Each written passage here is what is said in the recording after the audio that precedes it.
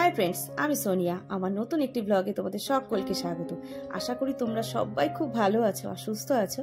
Ameo भालो आछि। आज हलो सोमवार और एखन घड़िते बेजे गेछे ठीक दुपुर 1टा।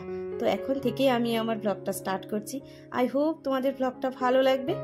तो देखे मने हच्छे जे किछु एकटा आयोजन चलछे बाड़ीते, ताई तो? तो हाँ गो, आजके बाड़ीते किछु गेस्टरा खाबे। गेस्ट बोलते आमार फैक्ट्री सब स्टाफेरा खाबे, कारण काल तो विश्वकर्मा पुजो, तो तादेर जोन्नो एकटा छोटोखाटो आयोजन करा हयेछे। तो तेमन किछुई रान्ना होबे ना, शुधुमात्र होबे मसुर डाल, पापड़ भाजा और चिकेन कषा और साथे किन्तु अवश्यई भात। तो ओদের জন্যই সবকিছুর আয়োজন করা হয়েছে, কারণ ফ্যাক্টরি আজকে সব ছাড়ামোছা হচ্ছে, কারণ কাল বিশ্বকর্মা পুজো তার জন্য। আর এদিকে আকাশটা না একদম মুখ ভার করে এসছে, কখন যে বৃষ্টি নামবে সেটাই ভাবছি। তো ওই বৌদি, যেই বৌদি গুড্ডুর জন্মদিনে রান্না করেছিল সেই বৌদি কিন্তু সমস্তটা রান্না করবে আজও। আর আজকে আমরা বাড়ির সবাই একসাথেই কিন্তু খাওয়া দাওয়া করব। আজ যেহেতু রান্নার দায়িত্বে ওই বৌদি আছে, তাই আমার কাজ হচ্ছে সমস্ত কিছু গুছিয়ে রাখা। কাল যেহেতু বিশ্বকর্মা পুজো আর আমার বাড়িতে তো সেই পুজোটা হয় না, হয় সেই ফ্যাক্টরিতে, তাই সমস্ত জিনিস গুছিয়ে আমাকে ফ্যাক্টরিতে নিয়ে যেতে হয়, যাতে কোনো জিনিস ছেড়ে না যাই। তাই লিস্ট মিলিয়ে মিলিয়ে আরও একবার চেক করে নিচ্ছি, কারণ একটা জিনিস যদি আমি ছেড়ে যাই সেই অত দূর থেকে আবার বাড়িতে আসতে হবে সেই জিনিসটা নেওয়ার জন্য। তাই সমস্ত কিছু গুছিয়ে রেখে সবাইকে খাওয়া দাওয়া করিয়ে আমার আবার যেতে হবে একটু ময়নাগুড়িতে। তো তোমাদেরকে তো বললাম আজকে সবাই মিলেই খাওয়া দাওয়াটা হবে। বেশ আনন্দ হচ্ছে মনে যে না, আজকে অনেকদিন পর আবার আমরা একসাথে বসে সবাই মিলে খাওয়া দাওয়া করব। তো কথা বলতে বলতে এদিকে কিন্তু আমার ডাল হয়ে গেছে, পাপড় ভাজা হয়ে গেছে, আর এদিকে কিন্তু চিকেনটাও বসে গেছে। আর চিকেনটা হতে খুব একটা বেশি সময় লাগে না, শুধুমাত্র মশলাটা কষানো হয়ে গেলেই কিন্তু বলতে পারো চিকেন 50% হয়ে গেছে। আর আজকে চিকেনটা খেতে দুর্দান্ত হয়েছিল।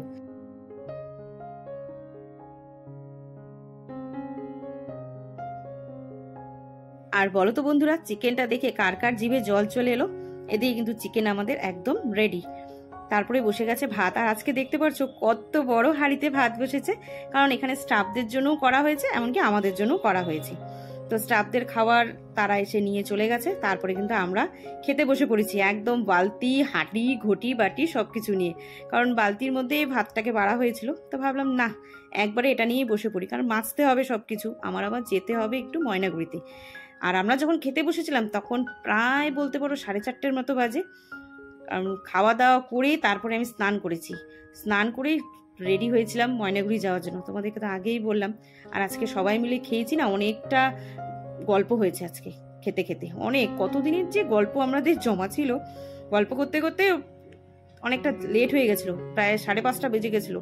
তারপরে স্নান ধান করে আমরা চলে এসেছিলাম ময়নাগুড়িতে।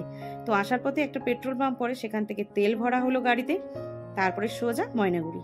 তো এসেই প্রথমে আমি একটা ব্লাউজের দোকানে গেছিলাম একটা ব্লাউজ কেনার জন্য।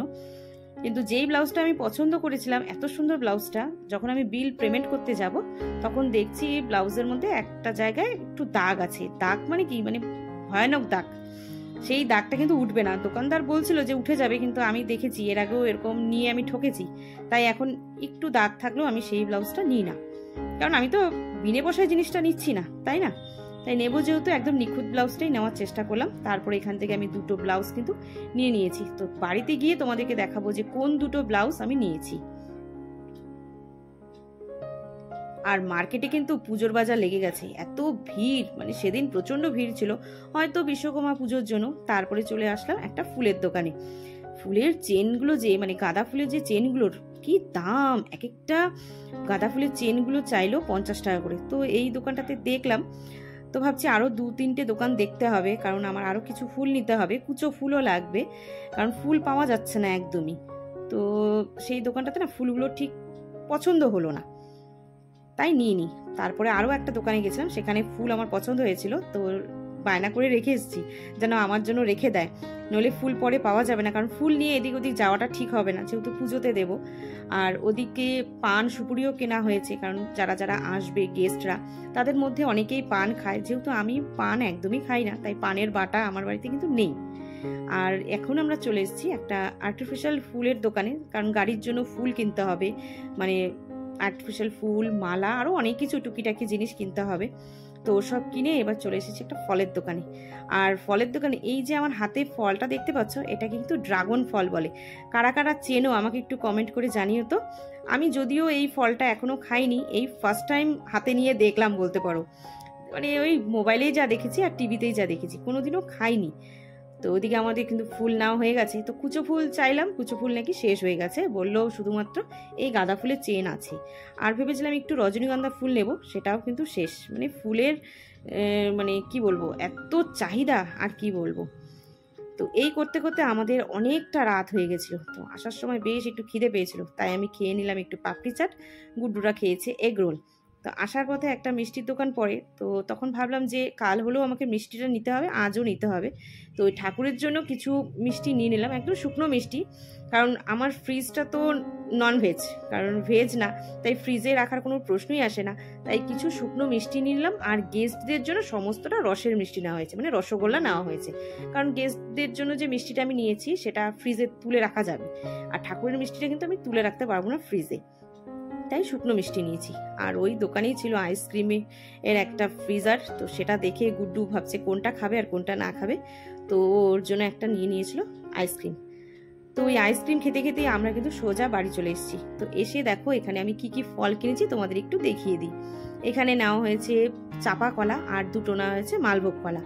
আর এই যে প্লাস্টিকটাতে দেখতে পাচ্ছ, এখানে আছে 5 রকমের ফল, কারণ আমি যে কয়েকটা ঠাকুর পুজো করি না কেন, প্রত্যেক ঠাকুরকে 5 রকমের ফল গোটা দিই।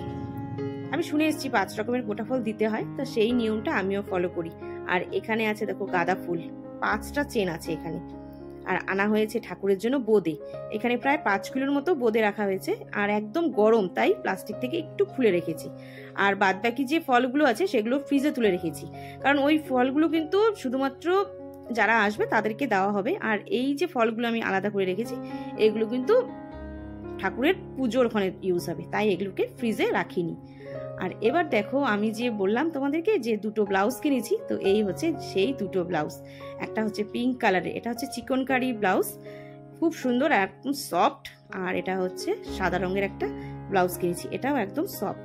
তো যেই ব্লাউজটা আমি চেয়েছিলাম সেই ব্লাউজটা কিন্তু পেলাম না। তো সব কিছু জিনিস কিন্তু আমার রাখা হয়ে গেছে। আর এই ব্যাগটার ভিতরে আছে আরও কিছু শসা।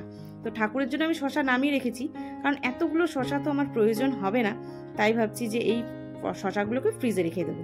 তো চলো বন্ধুরা, আজকের ব্লগটা আমি এখানেই এন্ড করছি, দেখা হচ্ছে নেক্সট ব্লগে। ততক্ষণের জন্য টাটা,